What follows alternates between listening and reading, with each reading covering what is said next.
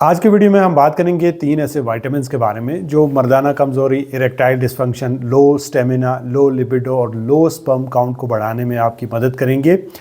ये विटामिन आपको कैसे खाने चाहिए और इम्पॉर्टेंट चीज़ ये है कि ये तीनों विटामिन आपको किस एक सप्लीमेंट में मिल जाएंगे, ये भी वीडियो के आखिर में मैं आपको बताऊंगा। मर्दाना कमज़ोरी के पीछे कई वजूहत होती हैं, जैसे विटामिन डेफिशिएंसी है, जैसे हार्मोन की ख़राबी है, स्ट्रेस है, नींद की कमी, खून की रवानी बेहतर ना होना या फिर खून की कमी होना, इसी तरह से मोटापा या 40 साल की उम्र के बाद जो आपको हाई ब्लड प्रेशर या हाई शुगर का सामना करना पड़ता है, ख़ासकर जो शुगर के मरीज़ होते हैं उनमें ये मर्दाना कमज़ोरी वाला प्रॉब्लम ज़्यादा देखने को मिलता है। रीज़न ये होती है कि जो हाई शुगर होती है वो उनकी खून की नालियों को मुतासर करती है, हार्मोन का बैलेंस बिगड़ जाता है, जिसकी वजह से उनको इरेक्टाइल डिस्फंक्शन जैसी प्रॉब्लम का सामना करना पड़ता है। तो चलिए चलते हैं उन 3 विटामिन्स की तरफ जो मर्दों के साथ साथ ख़वातीन के लिए भी इक्वली इम्पॉर्टेंट है। इस लिस्ट में पहले नंबर पे आ जाता है vitamin D. Vitamin D testosterone को बढ़ाता है और मर्दों में टेस्टोस्टेरोन मर्दों की मर्दाना जिसामत, मर्दाना आवाज़ और स्पर्म की प्रोडक्शन के लिए एक मास्टर हार्मोन का किरदार प्ले करता है। अगर किसी शख्स में टेस्टोस्टेरोन कम होगा तो उसमें ना सिर्फ तवानाई की कमी होगी बल्कि इसके साथ साथ उसको इरेक्टाइल डिस्फंक्शन का सामना होगा, उसको लो लिबिडो का सामना होगा और उसका मूड हर वक्त ख़राब रहेगा। तो जो विटामिन डी होता है ये ना सिर्फ आपके टेस्टोस्टेरोन को बढ़ाता है, स्पर्म की प्रोडक्शन को बेहतर करता है, स्टेमिना को बेहतर करता है, इरेक्टाइल डिस्फंक्शन को कम करता है और शुगर के मरीज़ों में उनके हार्मोन के बैलेंस को ख़राब नहीं होने देता, जिससे उनमें इरेक्टाइल डिस्फंक्शन होने का जो रिस्क होता है वो काफ़ी हद तक कम हो जाता है। और आप अपने अंदर विटामिन डी डेफिशिएंसी को जानने के लिए विटामिन डी का टेस्ट भी करवा सकते हैं। अगर आपने ऑलरेडी विटामिन डी का टेस्ट करवाया हुआ है और आप उसे आसान लफ्ज़ों में समझना चाहते हैं तो आप अपनी रिपोर्ट सामने रख के YouTube के ऊपर मेरा विटामिन डी के ऊपर बना हुआ वीडियो देख सकते हैं। इतनी तफसील और इतनी आसान ज़ुबान में उर्दू के अंदर विटामिन डी टेस्ट के ऊपर आपको YouTube में कोई भी और वीडियो देखने को नहीं मिलेगी। ये जब आप वीडियो देखेंगे तो आपको पता चल जाएगा। अब अगर आप में डेफिशिएंसी है तो फिर तो वो वीडियो देख के आप सीख सकते हैं कि आपको नेक्स्ट स्टेप क्या लेना चाहिए, और अगर आप में कमी नहीं भी है फिर भी आपको रोज़ाना कम से कम 2000 IU विटामिन डी के लेने चाहिए और इसके साथ साथ आपने कम से कम 15 से 20 मिनट रोज़ाना धूप में भी बैठना है। इस लिस्ट में दूसरे नंबर पे आ जाता है विटामिन B12। विटामिन B12 खून बनाने में मदद करता है, ये आपके आसाब को मजबूत करता है। अगर किसी शख्स में विटामिन B12 की कमी होगी तो उसको ना सिर्फ जिस्मानी थकन का सामना करना पड़ेगा बल्कि इसके साथ साथ उसको लो स्टेमिना, लो लिबिडो, मर्दाना कमज़ोरी और साथ में इरेक्टाइल डिस्फंक्शन का भी सामना रहेगा।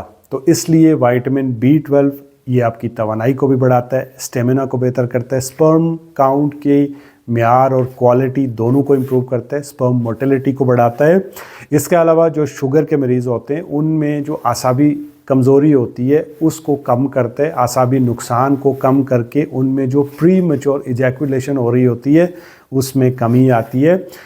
आप विटामिन B12 की कमी को जानने के लिए विटामिन B12 का टेस्ट भी करवा सकते हैं, और अगर ऑलरेडी आपने विटामिन B12 का टेस्ट करवाया हुआ है तो इसके ऊपर भी YouTube पे एक डिटेल वीडियो मैंने बनाया हुआ है। आप विटामिन B12 के टेस्ट के ऊपर अपनी रिपोर्ट सामने रख के वो जो वीडियो है देख सकते हैं और समझ सकते हैं कि आपको नेक्स्ट स्टेप क्या लेना चाहिए। अब अगर आप में विटामिन B12 की कमी है या आप विटामिन B12 लेना चाहते हैं तो ये सिर्फ जानवर और जानवरों से बनी हुई चीज़ों में होता है, इसलिए आपको दूध, दही, अंडे, छाछ या फिर आपको मांस मच्छी खाना पड़ेगा। इसके साथ साथ आप रोज़ाना कम से कम 500 माइक्रोग्राम के अंदर इसकी एक टैबलेट सुबह नाश्ते से 30 मिनट पहले ले लेनी है। आपने हमेशा मेथोकोबाल लेनी है, साइनोकोबालामिन आपने नहीं लेना, और कोशिश करिए कि सबलिंगुअल लें, मतलब जो ज़ुबान के नीचे रखने वाली गोली होती है ये बेहतर तरीके से एब्जॉर्ब होती है।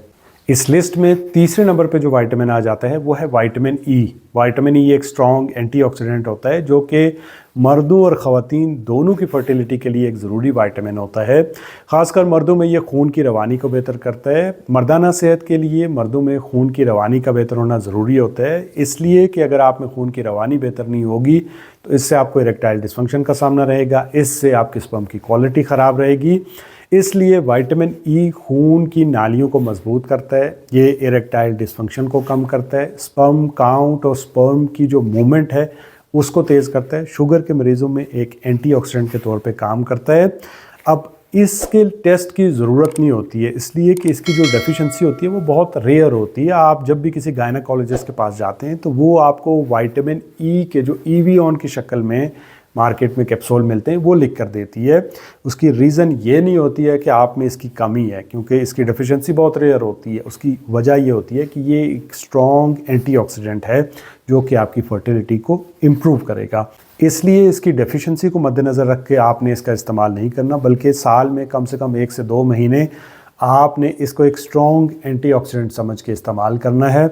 अब इसके लिए आप बादाम खा सकते हैं, आप मूंगफली खा सकते हैं, सूरजमुखी के बीज खा सकते हैं, और इसके साथ साथ आप इसके सप्लीमेंट ले सकते हैं जो कि मार्केट में आपको ईवीऑन के नाम से मिलते हैं। आप 200 मिलीग्राम या 400 मिलीग्राम का एक कैप्सूल दिन में एक दफ़ा सुबह के नाश्ते या दिन के खाने के बाद इस्तेमाल कर सकते हैं। अब इस वीडियो को मैं कंक्लूड करता हूँ, और ये जो तीनों विटामिन है ये मर्दाना कमज़ोरी को कैसे बेहतर करते हैं वो बता के इस वीडियो को आपके लिए मज़ीद आसान कर देता हूँ। जो विटामिन डी होता है ये टेस्टोस्टेरोन को बढ़ाता है और इरेक्टाइल डिस्फंक्शन को कम करता है। विटामिन B12 आपकी तवानाई, स्टेमिना और स्पर्म काउंट को बढ़ाने में मदद करता है। इसी तरह से जो विटामिन ई होता है ये खून की रवानी, इरेक्टाइल डिस्फंक्शन और स्पर्म की क्वालिटी को बेहतर करता है। अब इन सप्लीमेंट के साथ साथ आपने रोज़ाना वॉक भी करनी है। एक लंबी वॉक करने से आपका जो स्ट्रेस लेवल है वो नीचे आएगा, आपको नींद अच्छी आएगी, वज़न में थोड़ी बहुत कमी आएगी, जिससे मज़ीद इम्प्रूवमेंट आएगी। अब आपके जहन में एक सवाल आ रहा होगा कि ये तीनों जो विटामिन हैं वो किसी एक टैबलेट में अगर हमें मिल जाए तो वो ईजी आप परचेज़ कर सकते हैं। देखिए, ये जो तीनों विटामिन हैं ये किसी भी आपको मल्टी विटामिन में मिल जाएंगे, लेकिन बेहतर ये है अगर आप इसके अच्छे रिज़ल्ट चाहते हैं तो ये अलग अलग लें, क्योंकि जो मल्टी विटामिन होते हैं उसमें आपकी जो डेली की रिक्वायरमेंट होती है वो उन्होंने डाली होती है, और उसमें से कितना आपको एब्जॉर्ब होता है ये आप पे डिपेंड करता है। इसलिए बेहतर ये होता है कि इन तीनों को अलग अलग लिया जाए। मुझे उम्मीद है इस वीडियो से आपको कुछ ना कुछ सीखने को मिला होगा। ये वीडियो आपको कैसी लगी कमेंट में ज़रूर बताइएगा। मिलते हैं नेक्स्ट वीडियो में। अल्लाह हाफ़िज़।